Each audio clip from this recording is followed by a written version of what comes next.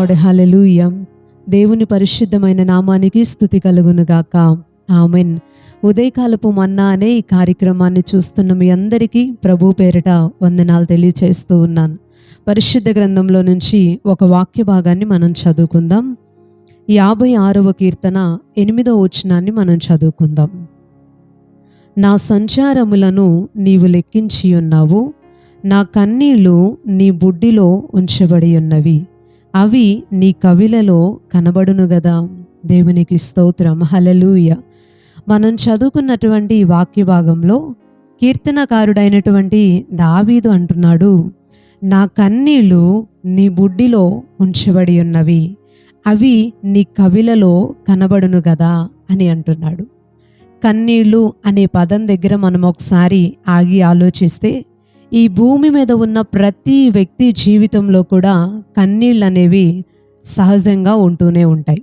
ప్రతి వ్యక్తి కూడా ఏదో ఒక విధానాన్ని బట్టి, ఏదో ఒక పరిస్థితిని బట్టి, వారికి కలిగిన ఇబ్బందులను బట్టి కన్నీళ్లు పెడుతూనే ఉంటారు. కొంతమంది కుటుంబ సమస్యలను బట్టి బాగా ఏడుస్తారు, కొంతమంది అప్పుల భారాలను బట్టి ఏడుస్తారు, కొంతమంది కుటుంబంలో మారు మనసు లేని వ్యక్తుల్ని బట్టి ఏడుస్తూ ఉంటారు, వారికి కలుగుతున్న బలహీనతలను బట్టి ఏడుస్తూ ఉంటారు, వారికి ఉన్నటువంటి లోపాలను బట్టి ఏడుస్తూ ఉంటారు, వారికి ఉన్నటువంటి ఎదిగిన బిడ్డల్ని చూసుకొని వివాహం చేయలేకపోతున్నానే, నా దగ్గర కావలసినంత ద్రవ్యం లేదు అని చెప్పి ఏడుస్తూ ఉంటారు. ఇలా చాలా రకాలైన కారణాలను బట్టి ప్రతి మనిషి కూడా ఏదో ఒక రీతిలో బాధపడుతూ, ఏడుస్తూ, కృంగిపోతూ ఉండటం అనేది మనము చాలా మంది జీవితాల్లో చూస్తూనే ఉంటాం. అయితే కీర్తనకారుడైన దావీదు అంటున్నాడు, ఆయనకు కూడా బాధ కలుగుతుందంట, ఆయనకు కూడా కన్నీళ్లు పెట్టుకోవాల్సిన పరిస్థితులు వస్తున్నాయంట. మనిషే కదండి, ఖచ్చితంగా ఆయన జీవితంలో కూడా ఆయన కలిగిన శ్రమల్ని బట్టి బాధ అనేది కలుగుతూ ఉంటుంది. మహారాజ్ అయినప్పటికీ, ఆయన మంచి స్థానంలోనికి వచ్చినప్పటికీ, చుట్టూ ఎన్ని కలిగి ఉన్నా సరే తనకి కలిగేటటువంటి ఏదో ఒక ఇబ్బందిని బట్టి దావీదు కూడా కన్నీళ్లు పెట్టుకునే అవకాశం అనేది ఎక్కువగా ఉంటూ ఉంటుంది.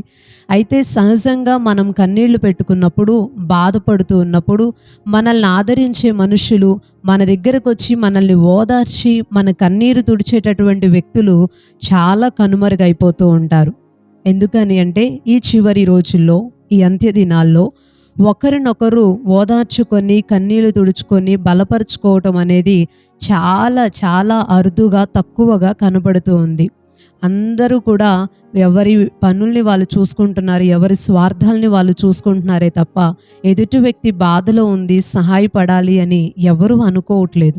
కానీ చాలాసార్లు ఇలాంటి సిచ్యువేషన్స్లో మనం ఏడుస్తూ, బాధపడుతూ, కృంగిపోతూ ఉన్నప్పుడు మనల్ని ఓదార్చే వాళ్ళు లేరే, మనల్ని ఆదరించే వాళ్ళు లేరే, మన కన్నీళ్ళు వృధా అయిపోతున్నాయే, మన బాధ ఎవరు తీర్చలేకపోతున్నారే అని చాలాసార్లు మన కన్నీటిని ఎవరు గుర్తించట్లేదు అని చాలా బాధపడతాం, కృంగిపోతూ ఉంటాం.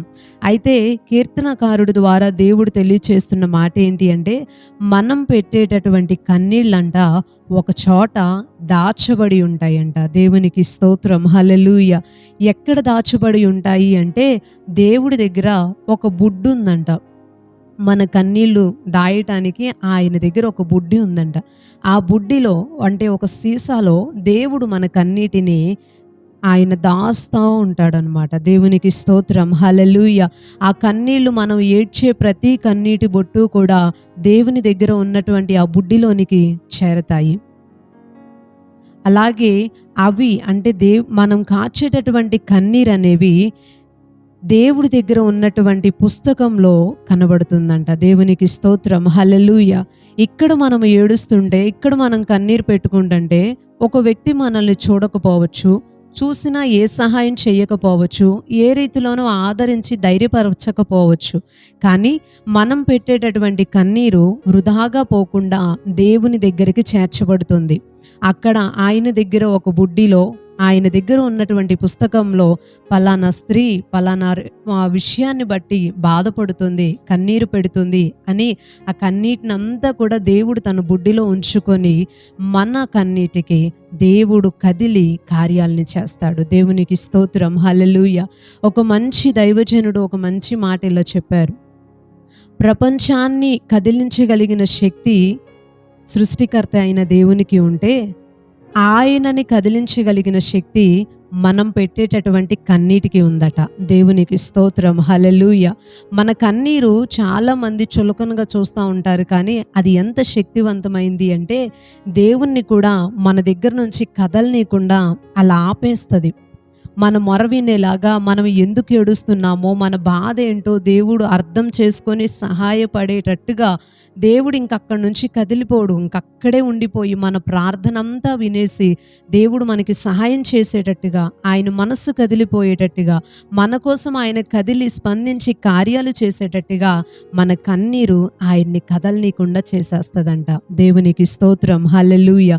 ఈరోజు ఈ మంచి ఉదయకాల సమయం దేవుని మాటలు వింటున్న ప్రియ సహోదరి సహోదరుడా, దేనిని బట్టి మీరు ఏడుస్తున్నారు?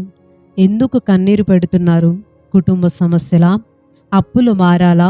ఎదిగిన పిల్లల్ని బట్టి చూస్తూ ఏం చేయలేకపోతున్నాను, పిల్లలకి వివాహాలు జరగట్లేదు, లేదా కావలసిన డబ్బులు నా దగ్గర లేవు చేయటానికి అంటూ కృంగిపోతున్నారా? ఆరోగ్య సమస్యల, ఆర్థిక అవసరాల, మీ పరిస్థితి ఏదైనా, మీ బాధ ఏదైనా, మీ కన్నీటికి కారణమైన సమస్య ఏదైనా సరే దానిని తీర్చడానికి సమర్థుడైనటువంటి దేవుడు మనకి ఉన్నాడు. దేవునికి స్తోత్రం, హల్లెలూయా. ఒక మనిషి మనల్ని చూడలేకపోవచ్చు, ఒక మనిషి మనల్ని ఆదరించలేకపోవచ్చు, ఒక మనిషి మన కన్నీరు తుడిచి ధైర్యపరిచి మనకి సహాయం చేయలేకపోవచ్చు, కానీ సృష్టికర్త అయిన దేవుడు నీ కన్నీటిని చూసి ఆగిపోయాడు. నీ మాటలు వింటున్నాడు, సహాయం చేయటానికి చాలా ఇష్టపడుతూ ఉన్నాడు. సహాయం చేసే దేవునికి ఎందుకు నీ మొర చెప్పుకోకూడదు? నీ అవసరాన్ని ప్రభు పాదాల దగ్గర ఎందుకు చెప్పకూడదు? ఆయనతో నీ యొక్క మనసు విప్పి ఎందుకు మాట్లాడుకోకూడదు? బైబిల్ గ్రంథంలో అనేక మంది వ్యక్తులు వారికి కలిగిన కష్టాన్ని బట్టి ప్రభువు దగ్గరే ప్రార్థన చేసుకున్నారు. హన్నా అనే స్త్రీ మనకి బాగా కనిపిస్తూ ఉంటుంది. ఆవిడ ఎంతో ఇబ్బంది పడింది. ఎన్నోసార్లు మనం ఆవిడ గురించి విన్నాం. ఎన్నో నిందలు, అవమానాలు, పిల్లలు లేకపోవటాన్ని బట్టి సూటిపోటి మాటలు, ఆ నిందల్ని, బాధని భరించలేకపోయింది. మనుషులెవరూ ఏం చేయలేకపోయారు. కానీ మందిరానికి వెళ్ళి దేవుని సన్నిధిలో కూర్చొని తన మనస్సులో ఉన్న బాధ అంతా దేవునికి చెప్పుకుంది. సంవత్సరం తిరిగేసరికి దేవుడి నిర్ణయ కాలంలో ఒక మంచి మగబిడ్డని, సమూయేలు లాంటి గొప్ప ప్రవక్తని ఆ తల్లి ద్వారా దేవుడు అనుగ్రహించాడు. దేవునికి స్తోత్రం, హల్లెలూయా. అలా మనకి చాలా మంది స్త్రీ పురుషులు పరిశుద్ధ గ్రంథంలో ఎంతో మంది భక్తులు మనకి కనబడతారు. దేవుడు వారి కన్నీటిని చూసి కార్యాలు చేశాడు. హిజ్కియా మనకి కనిపిస్తాడు. అనారోగ్యంతో బాధపడుతూ మరణకరమైన పరిస్థితిలోనికి వెళ్ళిపోతే ప్రార్థన చేసుకున్నప్పుడు, గోడ తట్టు తిరిగి కన్నీళ్లు పెట్టుకున్నప్పుడు దేవుడు ఆయన కన్నీటిని చూసి కార్యాన్ని చేశాడు. 15 సంవత్సరాల ఆయుష్ని దేవుడు పొడిగించాడు. దేవునికి స్తోత్రం, హల్లెలూయా. ఇలా ఎన్నో కార్యాలు ఎంతోమంది జీవితంలో కన్నీటి ప్రార్థన ద్వారా పొందుకోవటానికి దేవుడు ఎంతో సహాయం చేశాడు. మీరు కూడా మీ సమస్యను పట్టుకొని దేవుని దగ్గరికి వెళ్ళి ప్రార్థన చేసుకుంటా, మోకాళ్ళేసి నా సమస్య ఇదయ్యా అని దేవునికి తెలియచెప్పుకుంటా ప్రార్థన చేయండి, కన్నీరు పెట్టుకోండి. మీ కన్నీటిని చూసిన దేవుడు తప్పకుండా మీ విషయంలో సహాయం చేస్తాడు. దేవుడి కొన్ని మాటలు దీవించునుగాక. ఆమెన్. ప్రార్థన చేసుకుందాం. పరిశుద్ధుడు అయిన తండ్రి, ప్రేమ కలిగిన ప్రభువా, నీ ఘనమైన నామానికి వందనాలయ్యా. ఈ ఉదయకాల సమయం నీ విలువైన మాట ద్వారా మీరు మాట్లాడినందుకు నీకు స్తోత్రాలయ్యా. మనుషులుగా మేము అనేక రకాలైన పరిస్థితులను బట్టి, మాకు కలుగుతున్న ఇబ్బందుల్ని బట్టి, బాధల్ని బట్టి కన్నీరు పెట్టుకుంటాం. మనుషులు మాకేమీ చేయలేకపోవచ్చు, కానీ మా కన్నీరు వృధాగా పోనీయకుండా వాటిని నీవు దాచిపెట్టి, వాటిని నీవు బుడ్డిలో సేకరించి వాటిని నువ్వు జ్ఞాపకంలోనికి చేసుకొని మా జీవితంలో వాటికి కారణమైన ప్రతి సమస్య నుంచి విడిపించి మీరు సహాయపడతారని నీ లేఖనాల్లో నుంచి మాతో మాట్లాడినందుకు నీకు స్తోత్రాలయ్యా. ఎంతమంది అయితే ఈ మాటలు విని నీ సన్నిధిలో చేరి మా కన్నీటిని తుడువయ్యా సహాయం చేయమని నీ సన్నిధిలో ప్రార్థన చేసుకుంటున్నారో వారి ప్రార్థన ఆలకించి వారి జీవితాల్లో ఉన్న అవసరాలన్నీ మీ నామంలో తీర్చి కన్నీటికి కారణమైన ప్రతి సమస్య నుంచి విడిపించి అద్భుతమైన ఆశ్చర్య కార్యాలు ప్రతి ఒక్కరి జీవితాలలో జరిగించమని కోరుతూ ఉన్నాం ప్రభువా. ఈ ఉదయకాల సమయం ఎంతమంది అయితే పనులకు వెళ్తున్నారో వారందరికీ మీరు తోడుగా ఉండండి. ఆరోగ్యాలు దయచేయండి, క్షేమాన్ని దయచేయండి. పనుల దగ్గర ఎలాంటి ప్రమాదాలు లేకుండా అందరికీ క్షేమాన్ని మీరు దయచేయండి అయ్యా. రకరకాల పనులకు వెళ్తున్నారు వారందరికీ నీ సన్నిధిని తోడుగుంచి సహాయపడండి తండ్రి. పరిశుద్ధాత్ముడా, ఈ ఉదయకాలపు దీవెనలతో మీరు దీవించి నీ ద్వారా కలిగే సంతోష సమాధానాలు, ఐక్యత, ప్రేమలు ప్రతి ఒక్కరి జీవితాలలో వారి కుటుంబాలలో ఏలుబడి చేయునుగాక అని ప్రార్థిస్తూ నజరేయుడును శక్తి కలిగిన యేసుక్రీస్తు వారి శ్రేష్టమైన నామంలో ఈ ప్రార్థన అడిగి వేడుకుంటున్నాం పరమ తండ్రి. Amen, amen. అందరికీ ప్రైజ్ ది లార్డ్ అండి. మరలా తిరిగి రేపు ఉదయకాల సమయం ఉదయకాలపు మన్నా అనే ఇదే కార్యక్రమంలో మనం కలిసి దేవుని మాటలు విని దీవించబడదాం. అప్పుడు వరకు దేవుని యొక్క మహా గొప్ప కృప మనందరికీ తోడై ఉండి నడిపించునుగాక. ఆమెన్. Praise the lord.